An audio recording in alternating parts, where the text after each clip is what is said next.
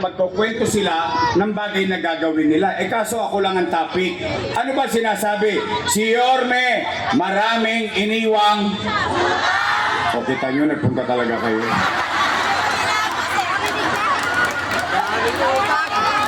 Huli, pero walang kulong. Ay, sabi ko nga sa inyo, okay lang yan. Tanggapin nyo. Unang-una, hindi nyo naman hiningi. Binigay sa inyo ng kusa. Tama, mali. Basta huwag nyo ibibigay yung puso nyo. Sino ba ang dalaga? Taas ang kamay ng dalaga. O, binata pa si Ernix. O, sige. O, tayo. Basta tayo dito, walang siran. Tayo dito, chill-chill lang tayo, ha? 2 years old. Just parang mafia. Real talk lang sa mga men. Bars pero broke pa rin. Real talk lang tayo. Nay, tay, mga magulang na naririto. Real talk lang, ha? Taas ang kamay ng may anak dito. Ayun, hanggang likod, marami. May anak kayo. 7 ang anak mo. Wala nang ginawa mister mo, ha? Ikaw na lang ang hinatupad. Ako 5. Puyat pa ako nun. Anay, tay, real talk. Kapag walang makakain ang anak nyo, gagawa nyo ng paraan. Talaga? Iraraos nyo? Itatawid nyo? Gagawin nyo ang lahat ng makakaya nyo? Nay, tay, yan din ang ginawa ko bilang ama ng 2 milyong Manileño noong panahon ng pandemya. Nay, tay, noong binoto nyo akong mayor noong 2019, wala kayong narinig sa akin na sinisi ko yung sinundan ko na walang iniwang pera. Wala. Hindi ko tinuro ang daliri ko kung kani-kanino. Bakit? Eh binoto nyo na akong mayor eh. Eh di kargo ko na lahat ang responsibilidad nun. Tama, mali? Anong una kong ginawa? Nilinis ko Maynila. Dinidisiplina ko Maynila. In fact, sa totoo lang, ngayon lang yata kayo nakadaan sa rekto sa panahon ko noong ako'y mayor. Tama, mali? Pati sidecar boy dito, pati mga kuliglig dito, pati tricycle dito, mas malaking ginhawa nung nadadaanan na nila yung Recto Avenue. Tama, mali? Inuhuli ko mga tolongges, kaliwat kanan hanggang madaling araw, nag-iikot tayo para magkaroon ng kapanatagan ang tao sa Maynila. Nay, tay, umaangat na tayo, lumilipad na tayo, biglang nagkaroon ng pandemya. Boom! Panis. Anong masamang epekto ng pandemya? Wasak ang ekonomiya. Walang ekonomiya, walang hanap buhay. Walang hanap buhay, walang trabaho. Walang trabaho, walang pizza. Walang pizza, walang chicha. Tama, mali? Pero mga taga-parola, lalong-lalo na kayo. Lalong-lalo na kayo. Kayo, nandito sa mga building bahay, diyan sa Nangka, hanggang doon sa Kodli, kayong mga nangabuhay dito, kayo'y testigong buhay. Dahil yung ibang testigo ko patay na. Eh wala, nagka-COVID eh. Pero kayo na mga mamamayan dito, kaya niyong sabihin, noong pandemya, walang nagutom sa lungsod ng Maynila. Tama ba? Buwan-buwan, may food box. Tama, mali? Natanggap nyo? Nakain nyo? Hindi pa nga naubos yung food box, dumarating na naman yung food box. Tama ba? Per family, not household. Anong ibig sabihin? Halimbawa, itong kulay na blue na building, 5 pamilya, 5 food box. Tama, mali? Kung 3 pamilya, 3 food box. Tama, mali?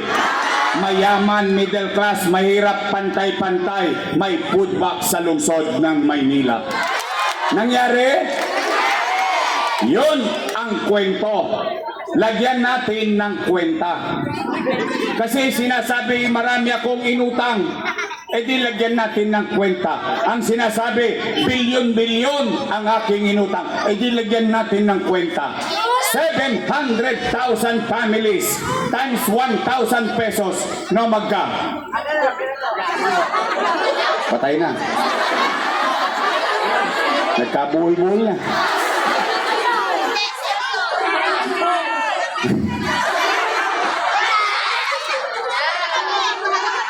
$700 million pesos. Malaking pera? Malaki?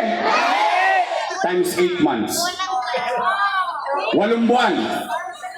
8 times 7. 6,000. 8 times 7. 56. 5.6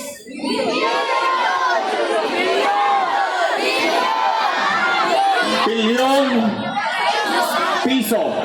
Malaki ba yung 700 million? O mas malaki 5.6 billion pesos? Malaki? Sobra laki. Saan napunta ang 5.6 billion pera? Chinichak, niluwa, gone with the wind. Tanong, 5.6 billion. Nakain natin? Natanggap natin? Naramdaman natin may gobyerno? Chicha pa lang yan. Eh yung pinamigay ko pantigwa 1,000 per family. Plus 700 million. Magkano? 6.3 billion piso. Nay, tay, taas ang kamay ng may anak na nag-aaral sa public school dito. Ayan, ayan, may mga testigo pa rin. Nay, tay, pandemya. Anong sabi ni Secretary Liling Briones? Walang face-to-face classes. Tama, mali? Namumroblema yung tatay, namumroblema yung nanay, wala na nga trabaho, tukod na sa chicha, bibili pa ng tablet. Ano nangyari sa Maynila? Lahat ng mag-aaral sa public school nagkaroon ng tablet sa kanilang pag-aaral. Tama, mali? At hindi lang tablet, may internet pa. Tama, mali? 110,000 pieces na tablet pinahamahagi sa mag-aaral sa lungsod ng Maynila. Nay, tay, si Sir, 10,300 teachers, si Ma'am, nagkaroon na ng laptop. Nagkaroon pa ng internet. Walang tosgas si Sir at si Ma'am. Walang tosgas si Nanay at si Tatay. Lahat nakatawid tayo sa pag-aaral ng ating mga anak. Tama, mali? Natanggap nyo? Naramdaman nyo? No, magka 1 billion pesos. Tablet at laptop. Magkano internet? 300 million pesos. 1.3 plus 6.3. 7.6 billion. Dalawa pa lang ang pinag-uusapan natin. Paano yung remdesivir? Tocilizumab, Molnupiravir, daang-daang libo ang isang botelya. Mabuhay lang ang isang may COVID-19 sa Maynila.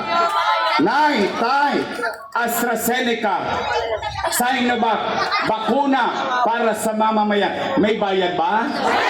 Nagbayad ba kayo? Sino nagbayad? Siyudad ng Maynila. Tama, mali? Nay, tay, nung pandemya, lagi tayong tamang hinala. Kahit sa loob ng bahay, may umuulang. May COVID. Tama, mali? Namaga ang ilong natin. Bakit? Sa Maynila, ang testing 1-2. One Tusawa, duk-duk dito, duk-duk doon. Tanong, nagbayad ba kayo? Siyudad ng Maynila, bilyong-bilyong piso. Nay, tay, St. Luke's, wala ng COVID capacity. Lahat ng private hospital, katulad ng Mary Johnston, wala na. Pero ang siyudad ng Maynila, chill-chill lang kami rito. Bakit? Meron kaming COVID-filled hospital sa Luneta. 300 million pesos. Nay, tay, tumigil ba ang gobyerno? Itinayo Condominium 1, Condominium 2, Pinondominium 1. Makikita nyo pa rito yun. Yung mga squatter doon sa Valderrama, ngayon, nasa na sila? Pinondominium. Dating squatter, ano nangyari? Ngayon, 15th floor, please. Tama ba?